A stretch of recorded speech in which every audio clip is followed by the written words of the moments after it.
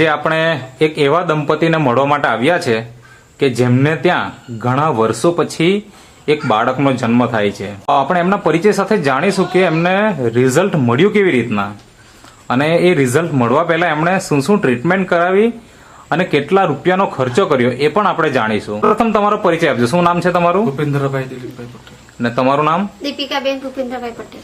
હવે તમારું ગામ કયું? દસવાડા. તાલુકો કયો? પારડી ને?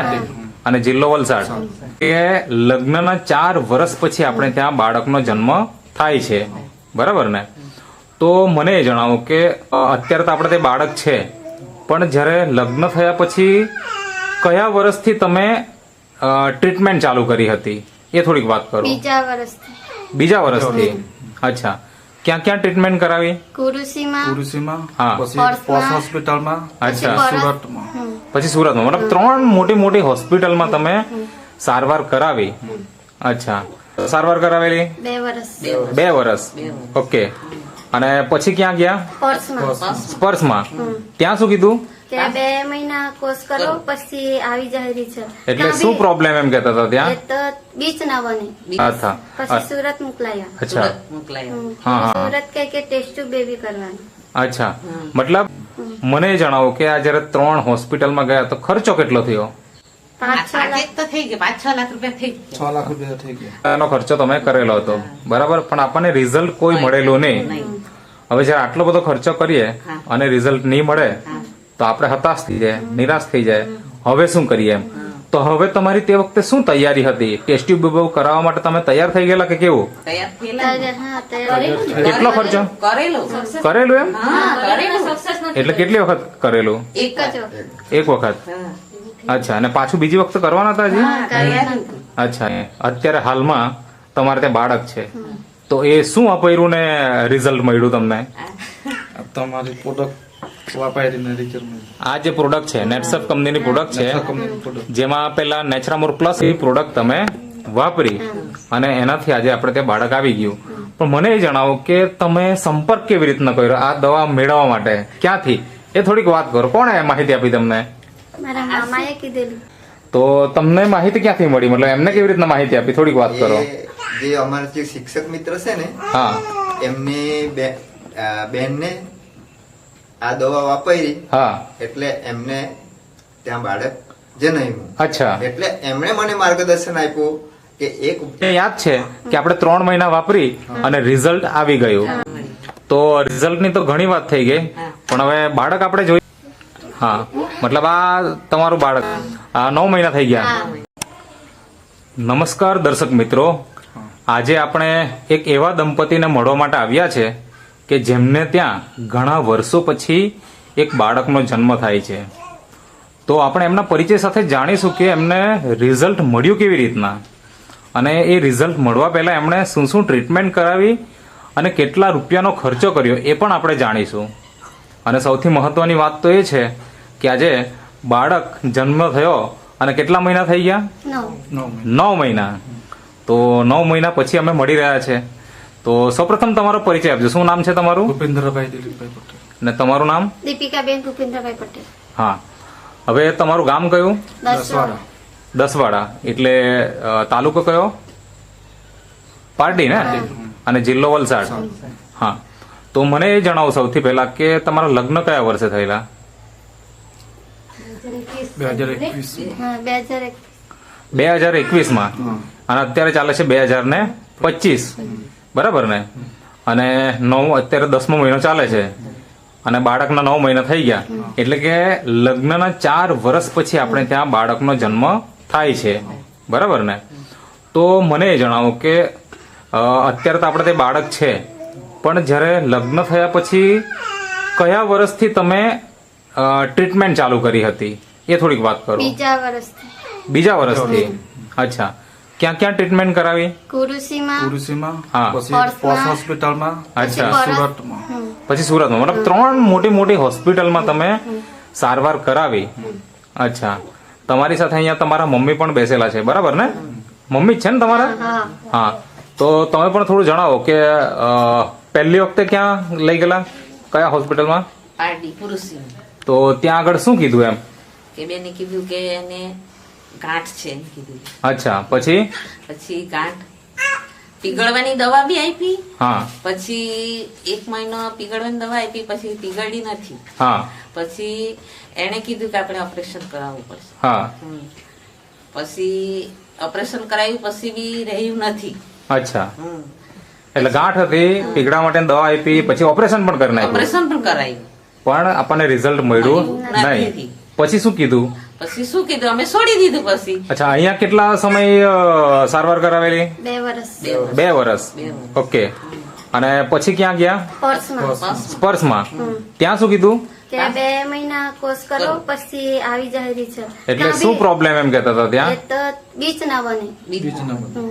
અચ્છા, બીજ નહીં બનતું હતું. સ્ત્રી બીજ જે બનવું છે એ બને બને નહીં. નહીં. અચ્છા અચ્છા પછી સુરત મોકલાયા. અચ્છા સુરત મોકલાયા. હમ. હા, હા. સુરત કહે કે ટેસ્ટ ટ્યુબ બેબી કરવાનું.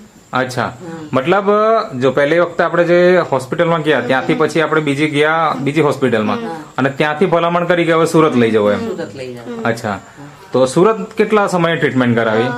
તો 3-4 મહિના હે. 6 મહિના. 6 મહિના. અચ્છા, તો બી તો રિઝલ્ટ નહીં મળ્યું. ત્યાં શું કહેવાનું હતું? કે તમારે આ કરવું પડે એમ કે ટેસ્ટ બેબી કરવું. હા, એ કરવું. ટેસ્ટ ટ્યુબ બેબી માટે કીધું. હા, કીધું. બીજી કોઈ પહેલા સારવાર કરી કે નહીં કરી ત્યાં? કરી. 6 મહિના. કરી એટલે કોર્સ કર્યો એમ, આમ દવા ચાલુ કરી બધી. હમ તેમાં એ લોકો એટલે ત્યાં પણ એ જ કહેતા હતા કે સ્ત્રી બીજ નથી બનતું, એવું જ કહેતા હતા? નહીં બને. અચ્છા, મતલબ કે બધી જ જગ્યાએ એક જ સરખો આપણને જવાબ મળતો કે સ્ત્રી બીજ નથી બનતું, નહીં બને. બરાબર ને? અને એના કારણે તમને એવું કીધું કે ટેસ્ટ ટ્યુબ બેબી કરાવવું પડશે. મને જણાવો કે આ જયારે 3 હોસ્પિટલમાં ગયા તો ખર્ચો કેટલો થયો? 5-6 લાખ. પાંચેક તો થઈ ગયા, 5-6 લાખ રૂપિયા થઈ ગયા. 6 લાખ રૂપિયા થઈ ગયા. આ અચ્છા. હમણાં આ પુરુષીમાં આવ્યા અને આ ડિલિવરી થયા ત્યારે અમારે 70,000 થયા. પછી આ બધો એ તો બરાબર, પણ આ જો આપણે પ્રેગ્નન્સી નથી રહી ત્યાં સુધીમાં કેટલો ખર્ચો કરેલો હશે અંદાજે? આગળની વાત 5 તો થયા. 5 લાખ રૂપિયાનો ખર્ચો તમે કરેલો હતો, બરાબર, પણ આપણને રિઝલ્ટ કોઈ મળેલું નહીં. હવે જયારે આટલો બધો ખર્ચો કરીએ અને રિઝલ્ટ નહીં મળે તો આપણે હતાશ થઈ જાય, નિરાશ થઈ જાય. હવે શું કરીએ એમ? તો હવે તમારી તે વખતે શું તૈયારી હતી? ટેસ્ટ ટ્યુબ કરાવવા માટે તમે તૈયાર થઈ ગયેલા કે કેવું? તૈયાર થયેલા. હા તૈયાર. કેટલો ખર્ચો કરેલો. કરેલું એમ? હા, કરેલો. એટલે કેટલી વખત કરેલું? એક જ. એક વખત. હા. અચ્છા, અને પાછું બીજી વખતે કરવાના હતા હજી? હા, તૈયાર હતું. અચ્છા, એટલે એક વખત ફેલ થયું અને બીજી વખતે તમને તમારી પાછી તૈયારી હતી. તૈયારી 50,000 નું 50,000 નો ખર્ચો બતાવેલો. અચ્છા, એટલે ઓલરેડી 5 તો ખર્ચી જ નાખેલા, બીજા 50 તમે ખર્ચવા માટે તૈયાર હતા. તૈયાર હવે આટલું બધું કર્યું અને તૈયારી હતી જ. હતી. હવે એવામાં તમે અત્યારે હાલમાં તમારે ત્યાં બાળક છે, તો એ શું અપાયું ને રિઝલ્ટ મળ્યું તમને? આ તમારી પ્રોડક્ટ વાપરીને રિઝલ્ટ મળ્યું. આ જે પ્રોડક્ટ છે નેટસર્ફ કંપનીની પ્રોડક્ટ છે, કંપનીનું પ્રોડક્ટ. જેમાં પેલા નેચરામોર પ્લસ હતું અને એની સાથે સાથે નેચરામોર ફોર વુમન, પછી આ ઇઝી ડેટોક્સ છે, અને એની સાથે ન્યુટ્રી લીવર છે, વુમન વેલનેસ અને મેન વેલનેસ. આ બધી પ્રોડક્ટ તમે વાપરી અને એનાથી આજે આપણે ત્યાં બાળક આવી ગયું. પણ મને એ જણાવો કે તમે સંપર્ક કેવી રીતના કર્યો આ દવા મેળવવા માટે? ક્યાંથી? એ થોડીક વાત કરો. કોણે માહિતી આપી તમને? મારા મામાએ કીધેલું. આ જે તમારા મામા છે, બરાબર. શું નામ તમારું? દિલીપભાઈ દિલીપભાઈ. અને તમે વ્યવસાય? શિક્ષક શિક્ષક. ક્યાં આગળ? તામસડી ધામછડી એટલે ધરમપુર. ધરમ ઓકે, તો તમને માહિતી ક્યાંથી મળી? મતલબ એમને કેવી રીતના માહિતી આપી? થોડીક વાત કરો. જે અમારા જે શિક્ષક મિત્ર છે ને હા એમની બેનને આ દવા વાપરી હા. એટલે એમને ત્યાં બાળક જન્મ્યું. અચ્છા. એટલે એમણે મને માર્ગદર્શન આપ્યું કે એક વ્યક્તિ છે હા એ દવા આપતા છે. પછી એમને મેં માર્ગદર્શન આપ્યું કે આપણે ત્યાં જઈએ એમ. હા, પછી મારી મુલાકાત થઈ પછી ગઈ. તમારી મુલાકાત થઈ. અચ્છા, એવી રીતના મતલબ મારો કોન્ટેક્ટ થયો થયો. અને તમે મતલબ લઈને આવ્યા. આ દીપિકા બેન, એમના મમ્મી અને તમારા મામી, એવી રીતના તમે મારે ત્યાં આવેલા, એ મને યાદ છે. અને પછી આપણે પ્રોડક્ટ તે જ દિવસથી તમે શરૂઆત કરેલી, બરાબર ને? એટલે કે તમે જે ટ્રીટમેન્ટ કરાવવાના હતા ટેસ્ટ ટ્યુબ બેબીનું પાછું, અને 50,000 ખર્ચો કરવાના જ હતા, અને ત્યારે તમારો મારો સંપર્ક થયો અને મેં તમને જે પ્રોડક્ટ આપી, અને મને યાદ છે કે આપણે 3 મહિના વાપરી અને રિઝલ્ટ આવી ગયું, બરાબર ને? તો ત્યારે તમારો ટોટલ કેટલો ખર્ચો થયો? કારણ કે મને એવું ખબર છે કે 15,000 નો આપણે ખર્ચો કરેલો, બરાબર ને? હા, 15,000. અને અહીંયા 5 લાખનો ખર્ચો કર્યો અને ત્યાં રિઝલ્ટ નથી પડ્યો અને 15,000 ના ખર્ચામાં આપણને રિઝલ્ટ મળી ગયું. તો રિઝલ્ટની તો ઘણી વાત થઈ ગઈ, પણ હવે બાળક આપણે જોઈએ કેટલું મોટું થઈ ગયું છે.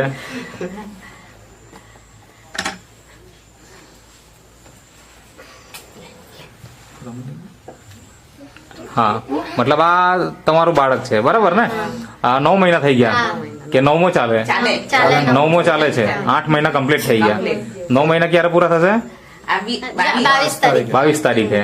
અચ્છા, તો નામ શું રાખ્યું પેલા તો એ જણાવો. તીર્થ. બરાબર છે, એટલે બાબો છે. બાબા છે. બરાબર. તો મતલબ તીર્થ બફાયરા ને એટલે તીર્થ નામ રાખ્યું. બરાબર છે. અમને તીરથ કરાવ્યા કે નહીં? હા. એટલે તીર્થ નામ રાખ્યું. તંદુરસ્ત છે એકદમ? હા, તંદુરસ્ત. એનો અત્યારે તો દેખાવથી એકદમ લાગે તંદુરસ્ત, મતલબ બીમાર પડ્યા નથી ને? અને બીમાર પડે શરીર ઉધરસ થાય. અચ્છા, નોર્મલ તકલીફ થાય પણ મોટી કોઈ તકલીફ નથી થઈ, નહીં મળે. બાકી એકદમ તંદુરસ્ત છે. હા. મતલબ આટલા વર્ષ થઈ ગયા અને બાળક આવ્યું તો આજે તો તમને બહુ ખુશી થાય, પણ જે સમયે આપણે આટલા બધા ખર્ચા કરેલા અને રિઝલ્ટ દેખાતું નહીં ત્યારે શું થતું હતું મનમાં? અચ્છા, એવી કોઈ ઘટના બની ખરી કે એવી કોઈ ઘટનાઓ બની ખરી કે હવે આ રિઝલ્ટો નહીં આવે ત્યારે આપણે ક્યાં ક્યાં ગયેલા એ થોડીક વાત કરો ને. 15 વખત 15 જેટલા ભગત? ઓહો. બીજી કોઈ વૈદની દવા કે એવું? એવું કઈ નહીં. વેદનું કાંઈ નહીં કર્યું. ભગત તો ક્યાં ક્યાં ગયેલા? ધરમપુર ધરમપુર ગયેલા. ગયેલા, પછી આસમા ગયેલા, અચ્છા. આ ગામમાં અમુક ગામમાં ભગત ગયેલા. એમ કરીને અમે એક દાડે ટોટલ કર્યા 15 થયા. ઓહો. ગોઈમામાં ને આવા બધા ગયેલા. એટલે 15 જેટલા ભગત થઈ ગયા અને 3 મોટી મોટી હોસ્પિટલ, રિઝલ્ટ કઈ નહીં મળેલું. કાંઈ નહીં હોય. અને તમારી ઘરની શું ઘટના બનેલી એમ એ થોડીક વાત કરો. ના હું કે તમે અત્યારે ઘરે જ રહેતા કે મતલબ બહાર રહેતા કે શું એમ? હા, રૂમમાં રહેતા છે. હા? રૂમ રાખીને રહીએ. કેમ એવું? સાસ કે છોકરા ખાવાના નહીં મળે એવું કે. અચ્છા, એટલે એને નહીં એને રાખવાનું. ઓપરેશન કરેલું ને હા બોલો. ઓપરેશન કરેલું ને હા. એની સાસુજી બોલે કે એની કોથરી કાઢી નાખેલી એને પોયરા ખાવાના મળે નહીં હા. એવું બોલી એટલે પછી એ લોકો કઈ આપણે હવે કાં રહીએ હમ. એ રહેવાની નહીં આપણે છૂટું કરી નાખવાનું એમ કે ઓહો. હા એને પોયરા મળે ને એની કોથરી કાઢી નાખેલી ખાવાના મળે નહીં નહીં. એવું કે સાસ બોલે અચ્છા, હા એટલે એના કારણે તમે રૂમ રાખીને રૂમ રાખ્યા કે ભાઈ કેટલોક આપણે સાંભળીએ એમ, હા, કીધું. બરાબર ને? ને અને તમને સપોર્ટ આપ્યો તમારા પતિ દેવે, સારી વાત કહેવાય.